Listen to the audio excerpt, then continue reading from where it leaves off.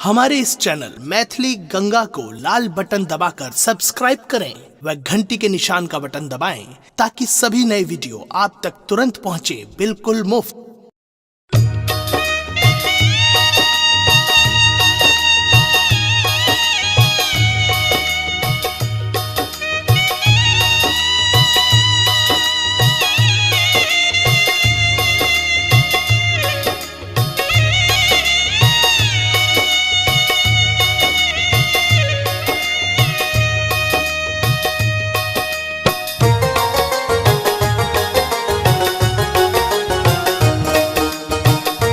अपने सुन रहे छी गंगा कैसेट की प्रस्तुति।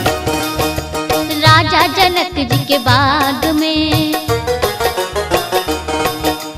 राजा जनक जी के बाग में अलबेला रघुबर आयो जी। राजा जनक जी के बाग में अलबेला रघुबर आयो जी। राजा जनक जी के बाग में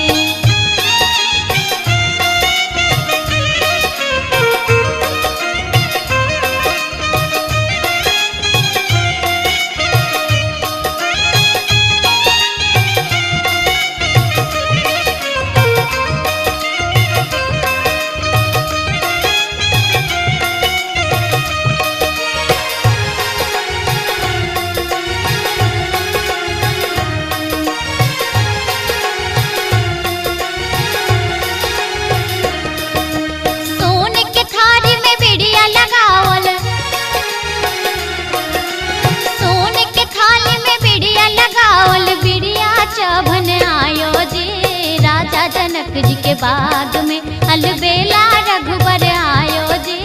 राजा जनक जी के बाग में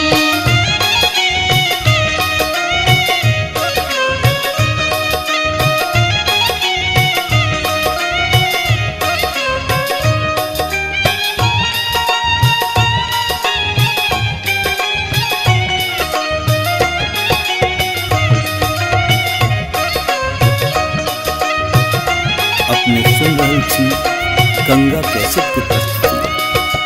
हाथ कमंडल रेशम डोरी,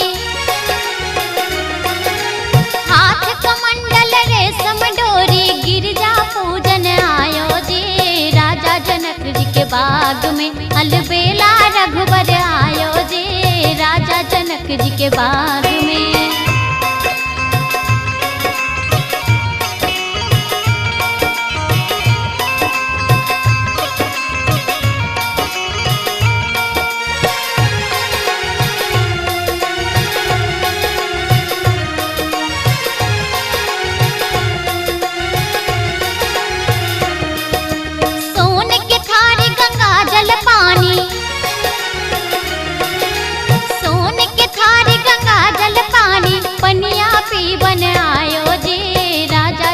जी के बाग में अलबेला रघुबर